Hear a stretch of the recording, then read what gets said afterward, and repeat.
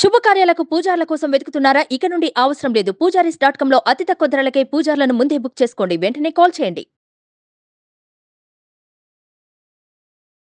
నమస్కారం. ధనుర్మాసం నడుస్తోంది. అద్భుతమైనటువంటి రోజులు. శ్రీమన్నారాయణుడికి ఎన్ని సేవలు చేసుకోగలిగితే అంత. గోదాదేవి చేసుకునేటువంటి స్థాయిలో మనస్సుని కైంకర్యం చేయలేనటువంటి దీనులం కనుక అయ్యవారికి మనం చేత్తో చేసుకునేటువంటివి, మన చుట్టుపక్కల ఉండేటువంటి కొన్ని పదార్థాలను వినియోగించుకుంటూ స్వామికి చేసేటువంటి కైంకర్యాలు ఏవైతే ఉంటాయో వాటిని కనుక యథాశక్తి చేసుకున్నట్లయితే ఈ మాసమంతా అద్భుతమైన ఫలితాలు వస్తాయి అని శాస్త్రం నిర్వచిస్తూ ఉన్నటువంటి విషయం.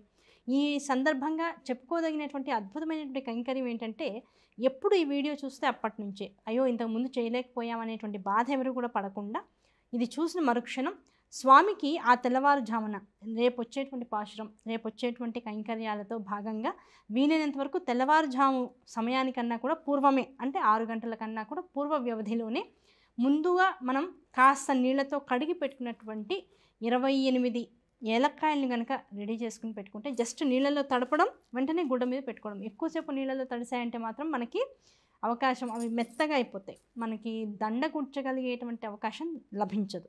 కనుక 28 ఏలక్కాయల్ని ముందుగా చక్కగా నీళ్ళతో ఊరికి ఒక్కసారి అలా తడిపినట్లుగా చేసి పక్కన పెట్టేసేసుకుని, ఒక పసుపు రాసినటువంటి దారానికి ఆ సూది ఎక్కించుకుని దాంతో ఒక మాలగా ఈ 28 ఏలక్కాయల్ని కూడా మనం దండగా పేర్చుకోవాలి.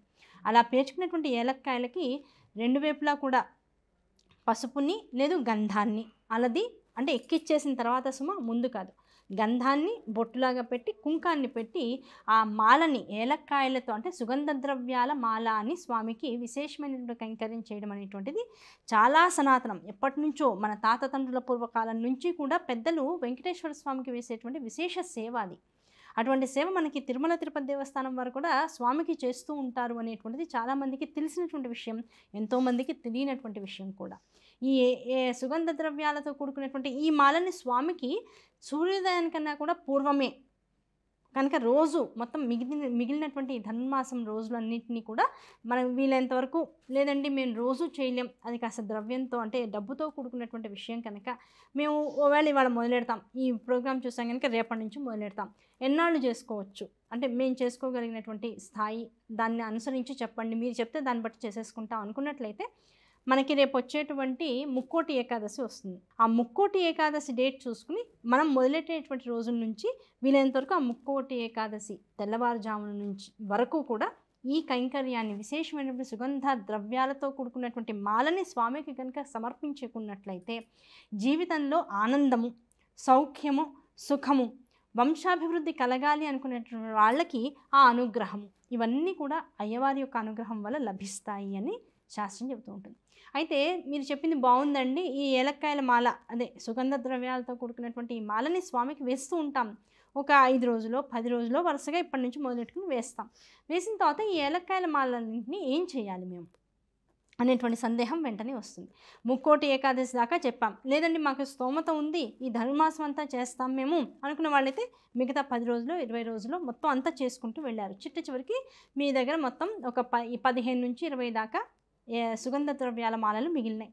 ఈ మాలలని మీరు ఈ వ్రతం కంప్లీట్ చేసుకున్న తర్వాత ఒక శుభగడియన వీలైతే కనుక ఎన్ని మాలలు మిగిలాయో అంతమంది ముత్తైదులను ఇంటికి పిలుచుకుని, లేదు దంపతిపరంగా వస్తారు అనుకుంటే, లేదు మా ఇంట్లో ఏదో వివాహం ఉందండి, ఆ వివాహానికి ఎలాగో బంధువర్గం అంతా కూడా వస్తారు, వాళ్ళందరిలో ఇవ్వచ్చా, చక్కగా దంపతులు ఇద్దరిని కూడా కూర్చోపెట్టి, ఆ కూర్చోపెట్టిన వాళ్ళకి వీలైనంత వరకు బొట్టు పెట్టడం, గంధం రాయడం, కాళ్ళకి పసుపు రాయడం, వీలైతే పారాణి కూడా పెట్టడం, దాంతోపాటుగా శరీరానికి అత్తరు లాంటి సహజ సిద్ధమైనటువంటి ద్రవ్యాన్ని చక్కగా వేస్తూ ఉండడం. అత్తరు సహజ సిద్ధం కాదు, అత్తరు అని ఎందుకు చెప్తున్నారంటే అత్తరుతో సమానమైనటువంటి వాసన, సుగంధ ద్రవ్యాలని వాసనలు ఇచ్చేటువంటి వాటిని మనం జవ్వాది అంటాం. అది మనకి పౌడర్ లాగా దొరుకుతుంది.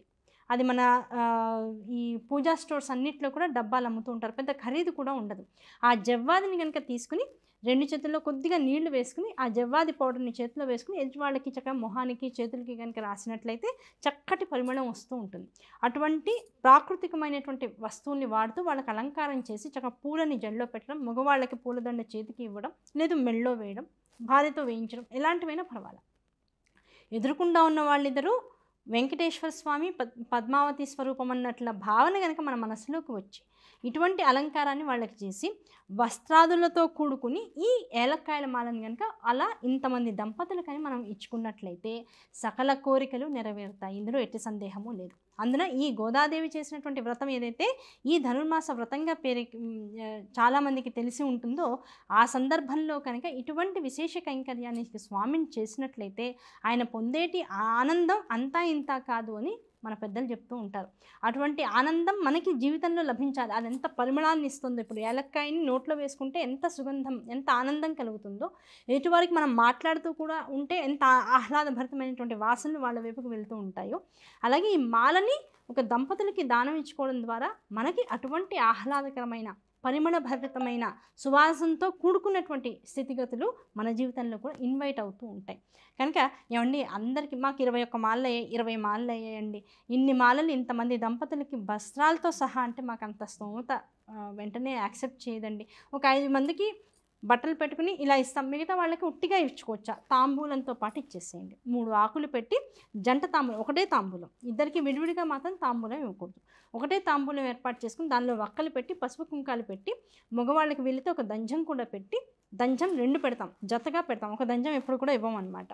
ఆ 2 దంజాలు అంటే వర్ణాశ్రమ ధర్మాన్ని బట్టి మీరు ఎటువంటి నియమాలు మీరు పాటిస్తూ ఉంటారో దాన్ని బట్టి ఇలా మగవాళ్ళకైతే ఇలా లేదు, మేము అవన్నీ అక్కర్లేదండి, పసుపు కుంకుమ దాంతోపాటు వక్కలు తాంబూలం 3 తమలపాకులు ఇలా పెట్టి మేము ఇవ్వచ్చా? చక్కగా ఇచ్చేసుకోండి. ఇంతమంది దంపతులు కానీ ఇచ్చుకుని చక్కగా వాళ్ళ కాళ్ళకి నమస్కారం చేసుకుని కనుక ఉన్నట్లయితే ఎంత పెద్ద ఇబ్బంది అయినా పడుతున్న వాళ్ళైతే తొలగిపోయేటువంటి అవకాశం ఉంటుంది. ఇబ్బందులు ఏం లేవండి, జీవితం ఇంకాస్త సౌఖ్యప్రదంగా ఆనందభరితంగా ఉంటే చాలు, మాకు మా పిల్లలకి నెమ్మదిగా వివాహాలు అవ్వాలి, లేదు వివాహాలు అయిపోయినాయి నెమ్మదిగా మాకు వంశోద్ధరణ కావాలి, ఇలాంటి కోరికలు మనసులో ఉన్నటువంటి వాళ్ళకైతే ఆ కోరికలు సుసంపన్నం అవుతాయి. ఏ కోరిక లేనటువంటి వాళ్ళకి జీవితం మొత్తం ఫలదాయకంగా, అంటే వాళ్ళు ఆధ్యాత్మిక దారిలో ఉంటే ఆ ప్రయత్నాలు చేస్తూ ఉంటే అందులో వృద్ధి చెందాలని ఆ ప్రయత్నాలు సఫలీకృతం అవుతూ ఉంటాయి. ఏ ప్రయత్నం మనిషి చేస్తూ ఉంటాడో అది ధార్మికమైనటువంటి మార్గంలో ఉన్నట్లయితే తప్పనిసరిగా సిద్ధిస్తూ ఉంటుంది. అద్భుతమైనటువంటి ప్రయోగం ఈ సుగంధ పరిమళాలతో కూడుకున్నటువంటి సుగంధ మాల కైంకర్యం చేయడం స్వామికి.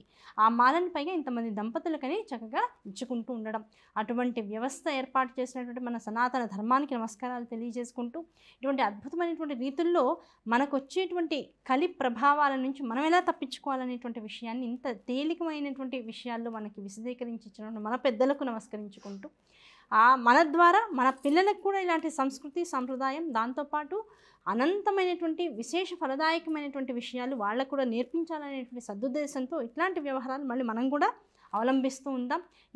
ఇటువంటి అలవాట్ల వల్ల మనం వచ్చేటువంటి భవిష్యత్తు, మనం చేసుకునే కర్మలకి సాక్షిభూతమైనటువంటి భూత భవిష్యత్తు వర్తమానము ఇవన్నీ కూడా సరైనటువంటి పంథాలు నడిచేటువంటి అవకాశం మనకు కలుగుతూ ఉంటుంది.